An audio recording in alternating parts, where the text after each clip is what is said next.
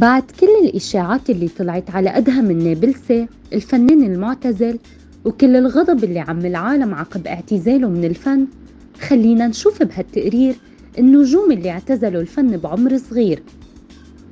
الفنانة المصرية شريهان اللي اعتزلت الفن بعد تعرضها لحادث عام 1989 ورجعت بعدها مرة جديدة للفن بعد مرور وقت طويل، وما دامت كتير بعملها وانصابت بمرض السرطان واعتزلت مرة جديدة ودام علاجها سنوات عدة، ولكن رجعت طلعت بعد أكثر من 20 سنة ومثلت بمسرحية كوكو شانيل عام 2021.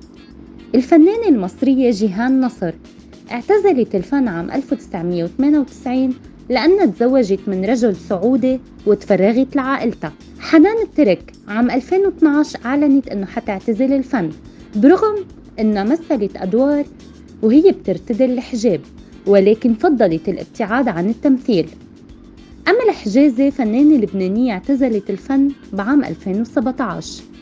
شهد الوسط الفني الكثير من اعتزالات الفنانين في السنوات الأخيرة، وهيدا الشيء يا بيعود لأسباب شخصية وخاصة أو لضغوطات تعرضوا لها بالمهنة. بعضهم عاد بعد فترة للأضواء، وبعض آخر فضل إنه يترك الشهرة.